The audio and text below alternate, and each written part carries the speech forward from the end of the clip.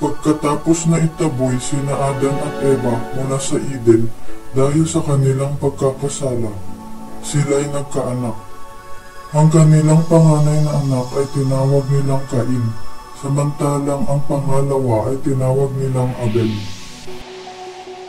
Si Cain ay naging manggagawa ng lupa, samantalang si Abel ay naging pastol.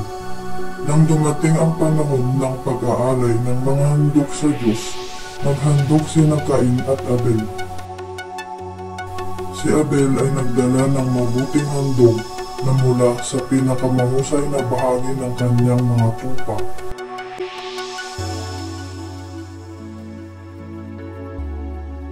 Habang si Cain ay nagdala ng mga bunga ng kanyang pag-aani. Ngunit mas pinagpala at tinanggap ng Diyos ang handog ni Abel dahil ito ay ibinigay ng may buong puso at kagandahang loob. Nagalit si Cain kay Abel dahil sa pagtanggap ng Diyos sa handog ng kanyang kapatid kaysa sa kanyang handog. Pinagsabihan si Cain ng Diyos na bawiin ang kanyang galit, subalit hindi niya ito ginawa. Sa halip, dinala niya si Abel sa isang bukid at pinatay ito.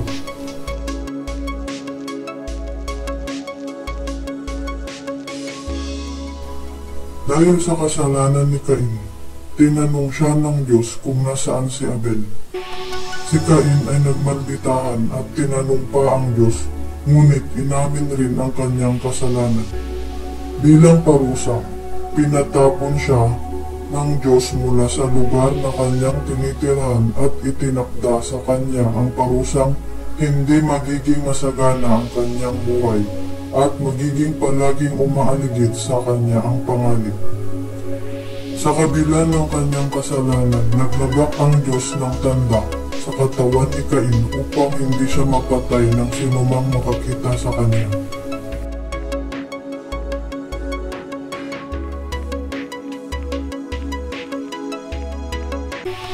Matapos ito, naglakbay si Cain at nagtatag ng sariling sambahayan.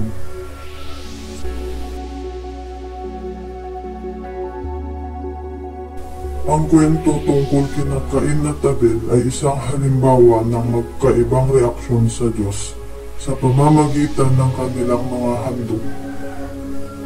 Ipinapakita nito ang kahalagahan ng pagsasagawa ng mga gawang may kagalakan at pagpapakumbaba sa harap ng Diyos. Gayon din, ito'y nagpapakita ng mga kahihinatnan ng galit at kasalanan.